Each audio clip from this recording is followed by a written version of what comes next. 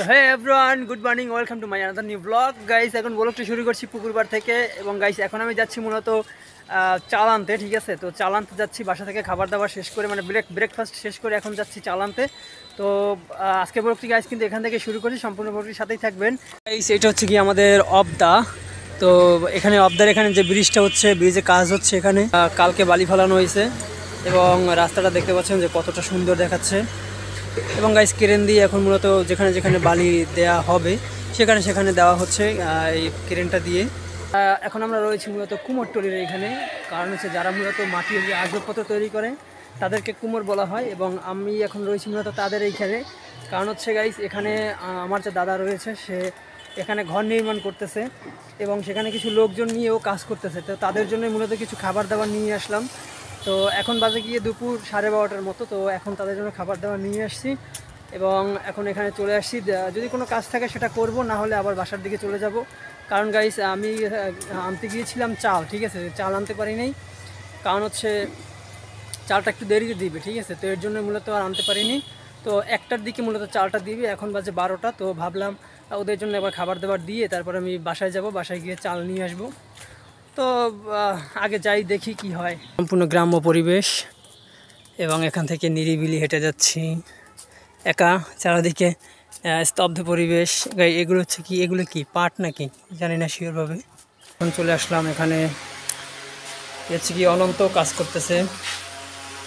এবং যেখানে দরজা ছিল এটা ব্লক করে দেওয়া হয়েছে এবং দাদা ওদিকে কাজ করতেছে।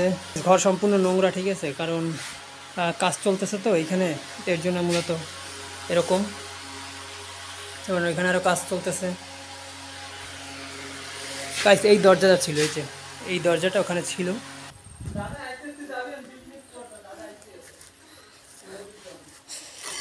কি না, 2 মিনিট পর ইয়ে লাগবে না। ওই চাউল দেবে, ওই নেই চাউল আনতে হবে। কালকে দেশে ভিড় আসিল জম্মের মতন, তো আজকে গেছি আনতে কয় 1টার দিকে, মানে 12টার পর আর কি। হ্যাঁ, এত রোদ যে গাইস আসলে হাঁটাই যাচ্ছে না রাস্তা দিয়ে। রাস্তা থেকে তাপ উঠতেছে, মাথার উপরেও সূর্য মামা তাপ দিতেছে। আসলে গরমে হাঁটাই যাচ্ছে না। গাইস, ওদেরকে যে খাবার নিয়েছিলাম সেটা দিয়ে আসছি এবং এখন বাসার দিকে হেঁটে যাচ্ছি। এত পরিমাণ রোদ যে হাঁটা যাচ্ছে না, তারপরও যাচ্ছি।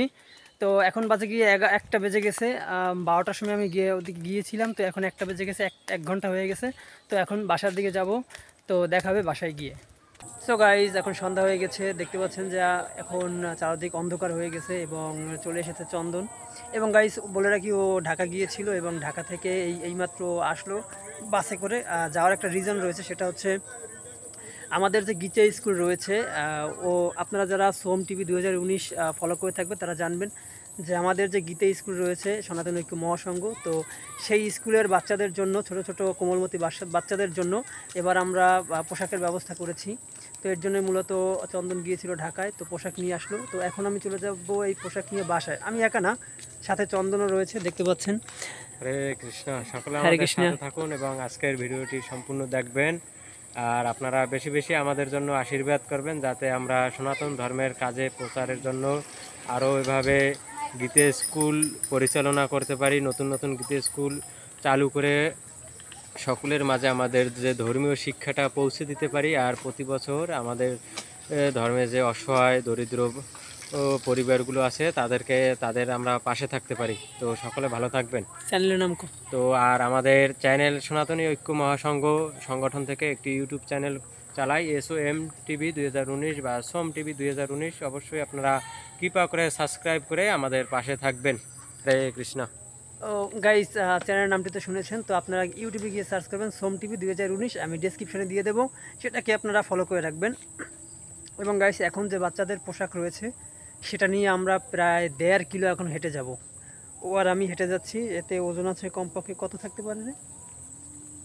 30 কেজি আনুমানিক গাইস 30 কেজি ওজন আছে, ঠিক আছে। তো এটা ও আর আমি দুজনে দু হাতে ধরাধরি করে নিয়ে যাচ্ছি। এটাতে শুধুমাত্র বাচ্চাদের পোশাক। তো দেখা হবে ওর বাসায় গিয়ে, ঠিক আছে? এখন ওর বাসায় যাচ্ছি, চল তাহলে। আচ্ছা চল। গাইজ দেখুন আমরা এখন রাস্তা দিয়ে হেঁটে যাচ্ছি, তো একটা সাপ আমাদের সামনে আসছে, দেখতে পাচ্ছেন একটা সাপ। কী সাপ গাইজ বলতে পারতেছি না, পেটের দিক থেকে সাদা কিন্তু শরীরের উপরে মানে উপর দিকে কিন্তু কালো এবং পেটের নিচে সাদা।